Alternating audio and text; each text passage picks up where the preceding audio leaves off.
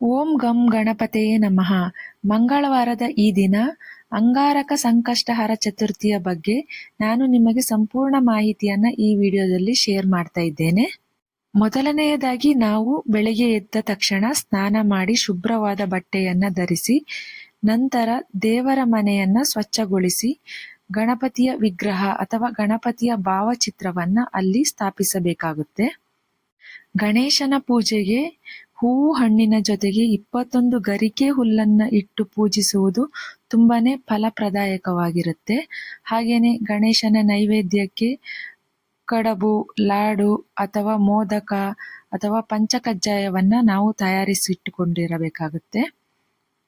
ಗಣಪತಿಗೆ ಮಂಗಳಾರತಿಯನ್ನು ಮಾಡುವುದು ಸರ್ವೇ ಸಾಮಾನ್ಯ. ಬೆಲ್ಲದ ಮಂಗಳಾರತಿಯನ್ನು ಮಾಡುವುದು ತುಂಬಾನೇ ಒಳ್ಳೆಯದು. ಹಾಗೆ ಗಣಪತಿಯ ಪೂಜೆಯನ್ನು ಮಾಡುವಾಗ ಓಂ ಗಂ ಗಣಪತೆಯೇ ನಮಃ ಅಥವಾ ಗಣಪತಿಯ ಅಷ್ಟೋತ್ತರ ನಾಮಾವಳಿಯನ್ನ ಪಠಿಸುವುದು ತುಂಬಾನೇ ಒಳ್ಳೆಯದು. ಈ ಅಂಗಾರಕ ಸಂಕಷ್ಟಿಯ ದಿನ ಕೆಲವರು ಪೂರ್ಣ ದಿನ ಉಪವಾಸವನ್ನ ಅಥವಾ ಇನ್ನು ಕೆಲವರು ಅರ್ಧ ದಿನ ಉಪವಾಸವನ್ನ ಕೈಗೊಳ್ಳುತ್ತಾರೆ. ಆದರೆ ಈ ದಿನ ಯಾವುದೇ ಕಾರಣಕ್ಕೂ ಬೆಳ್ಳುಳ್ಳಿ ಅಥವಾ ಈರುಳ್ಳಿಯನ್ನ ಸೇವನೆ ಮಾಡುವುದಿಲ್ಲ. ಹಾಗೆಯೇ ಅರ್ಧ ದಿನ ಉಪವಾಸ ಕೈಗೊಂಡಂತವರು ಹೆಸರುಕಾಳು, ಸಾಬಕ್ಕಿ ಈ ರೀತಿಯ ಆಹಾರಗಳನ್ನ ಸೇವನೆ ಮಾಡುತ್ತಾರೆ.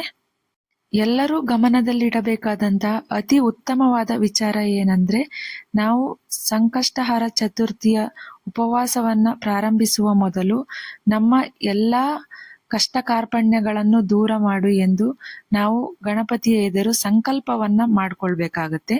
ನಂತರ ಉಪವಾಸವನ್ನ ಶುರು ಮಾಡಿ ನಂತರ ದೇವರ ಪೂಜೆಯನ್ನ ಮಾಡಬೇಕಾಗುತ್ತೆ. ಹಾಗೆಯೇ ರಾತ್ರಿ ವೇಳೆ ಚಂದ್ರೋದಯದ ನಂತರ ಚಂದ್ರನಿಗೆ ನಮಸ್ಕರಿಸಿ ನಮ್ಮ ಸಂಕಲ್ಪವನ್ನ ನಾವು ಮುರಿಯಬೇಕಾಗತ್ತೆ. ನಂತರ ಗಣೇಶನಿಗೆ ಮಹಾಮಂಗಳಾರತಿಯನ್ನ ಮಾಡಿ ನಾವು ಪ್ರಸಾದವನ್ನ ಸ್ವೀಕರಿಸಿ ಈ ಸಂಕಷ್ಟಹರ ಚತುರ್ಥಿಯ ಉಪವಾಸವನ್ನ ಸಂಪನ್ನಗೊಳಿಸಬಹುದು.